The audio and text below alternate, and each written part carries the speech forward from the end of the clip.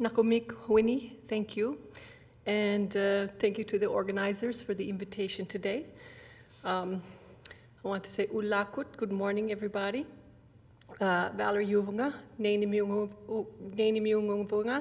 my name is Valerie and I'm actually from Nain, which is the most northern community in Newfoundland and Labrador, very remote.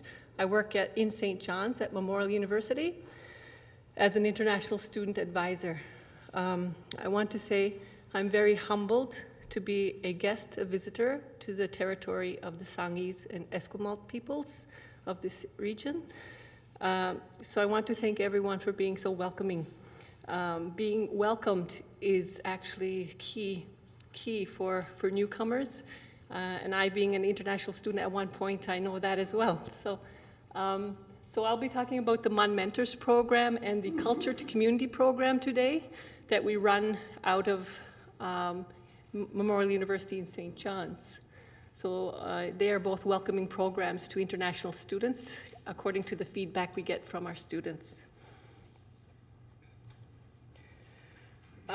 It's relevant here to tell my story because when I talk about culture to community, you will see the stories of other students who visited my community and what a difference it made to their lives. So my story is relevant here as well. So, as I said, I come from a remote community in Nunatsiavut, which is northern Labrador, the most, it's called Nain. I self-identify as a Chalunangayuk, which means someone of mixed race. Chalunangayuit, plural to Chalunangayuk, is basically a mix between European and Inuit culture. So we fall under the Nunatsiavut government as beneficiaries as well as the Inuit. Being raised in Nain, Labrador, or Nunanguk, which means close to the sea. It's a remote subarctic community, and it's so remote, women are flown 371 kilometers south to have their children. I was educated in University of New Brunswick with a BA in Anthropology and Archaeology, and I studied in Oslo, Norway for 2.5 years as an international student and a single mother. Took my 7-year-old with me, and we had a beautiful experience over there, immersing ourselves in Norwegian culture. I studied a Master of Philosophy and interdisciplinary program. As you can see, we say Atili Hai, welcome, in Nain, the Inuktitut dialect there, in the region of Nunatsiavut. So this is at the airstrip, and you can see on the top photo, right at the back, the airstrip is surrounded by water. It's just a gravel airstrip. Yeah, so it's the most challenging airstrip to land on in the north, in our province of Newfoundland and Labrador. So as my work takes me to, I live in St. John's and work at Memorial University. We have nearly 3,000 international students out of the 18,000 students at our campus. We have immigration advisors, health, housing. We provide health, housing, tax advice. We have a family coordinator, career and transitions coordinators. We do educational outreach, exchange programs, and counseling as well. So I'm going to start with the Monde Mentors program. These two students are the two key students in this program as senior Monde Mentors. The program is run by Cristina Fabretto, who is originally from Italy. She's the coordinator. However, she made it very clear that these two students from the ground level get this program going. So Marina, who's from Germany, is a grad student and has been a part of the program since 2014. Ella's from Honduras, also a senior Monde Mentor. And they organize activities once per month for international students. So it's engagement in activities once per month with significant Newfoundland and Canadian learning experiences, while at the same time meeting and learning from students from all over the world. So for example, we recently had a curling event, a very Canadian in most, I think, right across the country.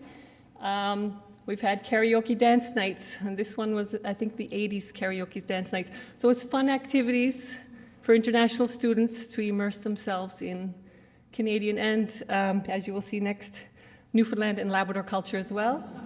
proud fisher folk, yes. And we get professionals to come in and learn dance. I think the Newfoundland waltz is very popular at these events. And you can see students have so much fun. And we do this once a month. And like I said, it's run by the senior Monde mentors. So they are the ones running the programs. Now, Culture to Community was funded by IRCC until 2017. The funding has paused, and we understand the federal government has other priorities to focus on. So this is a chance for international students to share their cultures with schools in remote regions of Newfoundland and Labrador.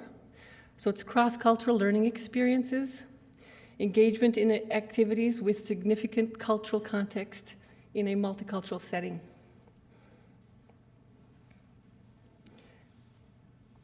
An important part of this program too are the students again.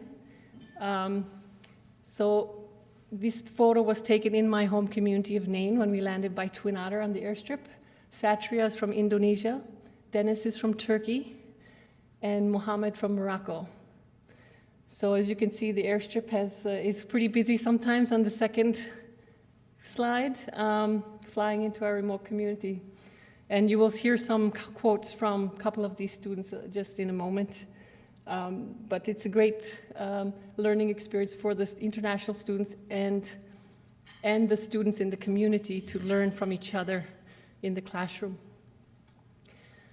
So one learning experience we had was, it was like minus 30 degrees. We went for a walk, and Mohammed kept saying, "My nose is tingling. I've never felt this experience before." So this was late fall in 2015, I believe, yeah. So, and the other international student, Dennis, took this beautiful photo of us here. So the experiences are not only in the classroom, they're also outside the classroom, which we have to remember. So this is the Nain Husky Center, a community center where students can play hockey and get together in the community. So Dennis, Mohammed, and Satri are there. I thought this photo was fun because the kids, you can see the kids have no hats on, but the other guys are all bundled up. They're used to the weather, yeah. So it was a fun experience as well. So in the classroom, we visited Jens Haven Memorial School, a school I graduated from. So I was very happy to be able to bring students, international students, into my community. And it was just a chance of luck for me because the coordinator, Siti Rusnida, who's from Malaysia, was on maternity leave, and we had money to spend.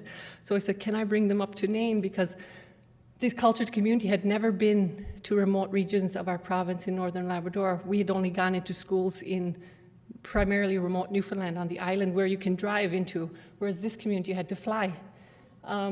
So here you see Mohammed and Dennis at the top learning in Ilusivut class, which is arts and crafts, and they also attended Inuktitut class, the language class.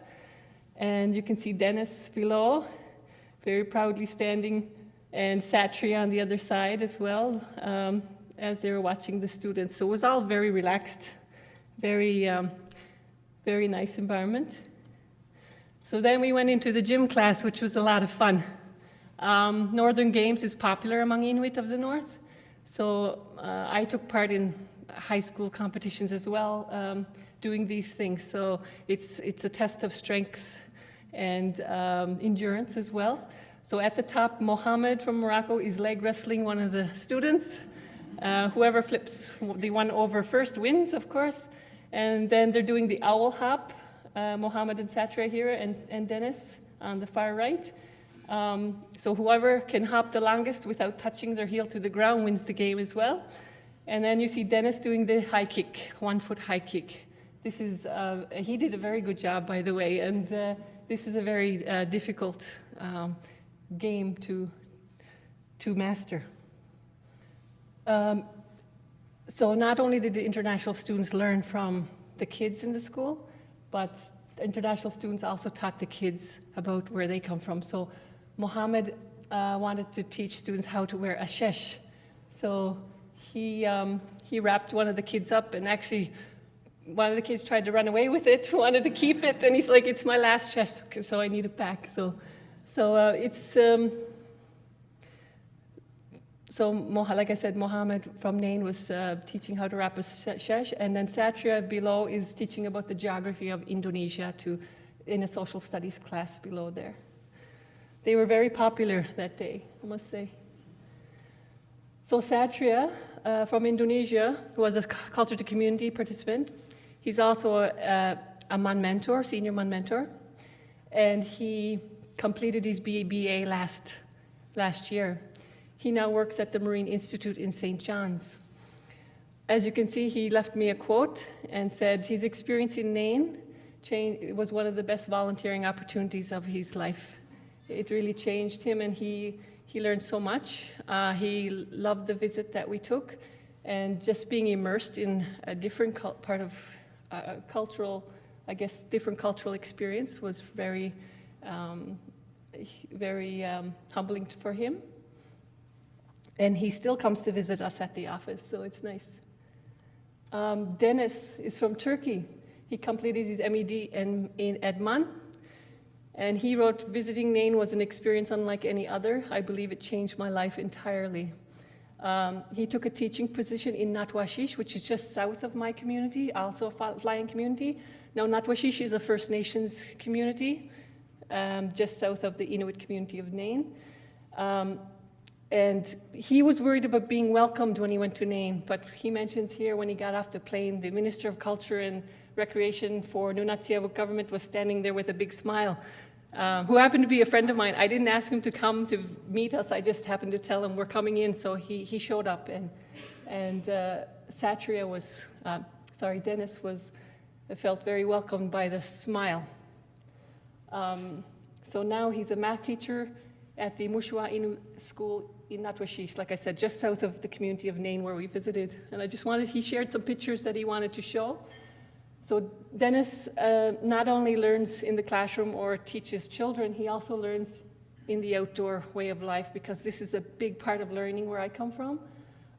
Dennis learned right here on the top, learning to pitch a tent with local community First Nation Innu people. And below you can see him in the late summer going by canoe. It's just a very beautiful region. Victoria is beautiful as well, but I must say where I come from, it's also very beautiful. Have to toot my horn. Yeah. So I think key factors is student volunteering, having those opportunities, making those opportunities happen for international students, student engagement, of course, and delegating responsibilities to students even, to make them feel a part of a team and a sense of belonging. I think this is important too. So immersing students in life experience, cross-cultural experiences, very important. Opening doors and making connections within the communities are important as well. You need to build your allies within communities and build trust relationships and so forth. Mentoring, Monde Mentors program is a big part of mentoring, of course. And having those job opportunities, like you can see, Satria and Dennis found jobs in our province, and they're doing very well. And I must say about Dennis, his transition for his 2-year program was very difficult at first. He was struggling, and as soon as he found cultures to communities, he just fit right in. Now he loves where he's working and learning, you know.